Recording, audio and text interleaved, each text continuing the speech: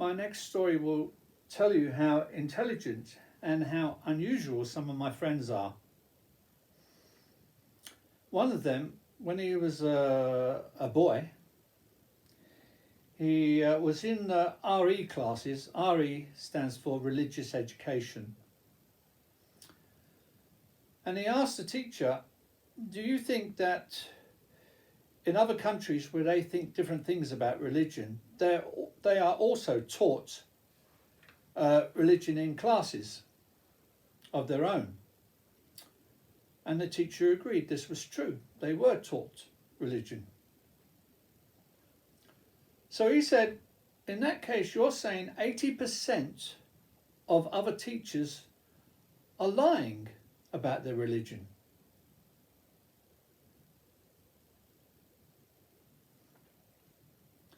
He got so annoyed, the teacher, he threw him out of the class. And just a reminder, if you like my videos, please give me a thumbs up and hit the subscribe button. Thank you.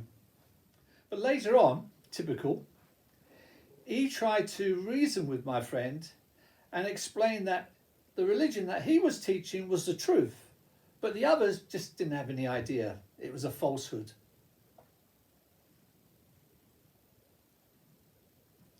Of course, the truth is, all religions think that they are telling the truth, and they can't all be telling the truth. And the chances are, they're all telling nonsense.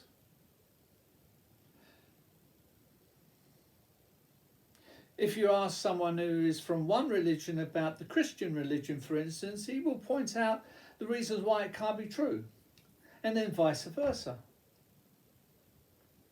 So you're safer not to go with any religions whatsoever. Just go with what science is giving you. These are the miracles. Look around you. Miracles everywhere. iPhones, or mobile phones in general these days. Mobile pads and laptops and all these wonderful things. They're all miracles. Miracles made by science. Now, unfortunately, people can't accept certain things, and they bring in religions so that they don't have to face up to the truth. And just a reminder, if you like my videos, please give me a thumbs up and hit the subscribe button. Thank you. I was watching recently the evacuation of Afghanistan.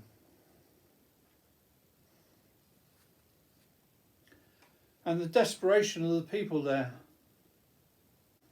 We have got now so many office buildings which are never going to be used again, because everyone's working from home these days. I applied for my driving license to a government office, and of course that didn't go to an office, it went to a person's private home, working from home. And now, of course, these people can work anywhere they want in England or even outside of England. As long as they've got an internet connection, they can work.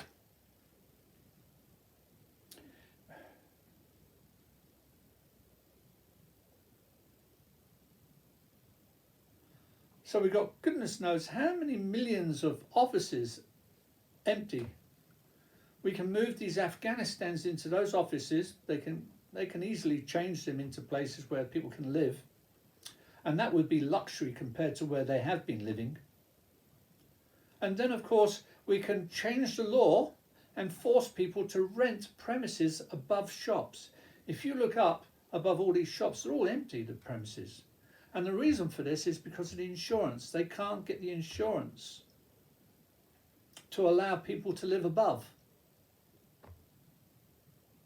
So the law only has to the government only has to change the law a little bit and force people to rent out the upstairs above shops.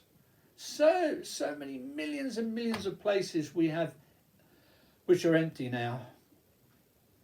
And we can easily afford to take in these poor Afghans. I am against flooding in too many people who are completely different to us. But my heart goes out to the girls, especially the girls. These are the ones who are going to be hit most by the extremist. No, let's do our best and get them into these office blocks, and let's change the rules, as I said, and get them in above the shops. Have you ever thought about where you go shopping? You don't have to worry about being killed. You just grab your bags, off you go, and buy whatever you want. It's all there. Some of it's in tins, some in glasses, some in plastic. But you know you're not in danger of losing your life when you go shopping. Not like the rest of the creatures out there. They haven't got a protective police force looking over you, watching over you, keeping you safe. No, when they go shopping, so to speak, when they go looking for lunch, they're in danger that they might end up being the victim. The potential victim could turn the cards, turn it, so they end up getting killed instead. Most animals, of course, are vegetarians.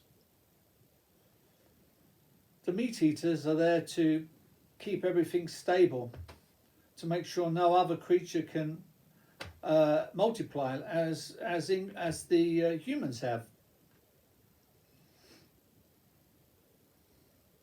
Because if you allow any creature to multiply, and then it upsets the whole balance of life, and many creatures will start to die because of it. You know, creatures live on the help of other creatures. Creatures quite often live with the help of other creatures.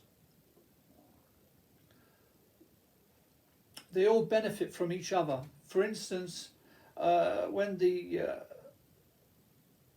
elephants walk through the prairie and they come across trees growing, they will knock the trees down.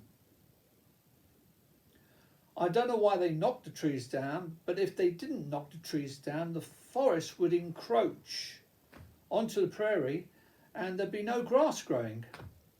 And a lot of vegetarian animals who live on grass would die. So it's an important job that the elephants do.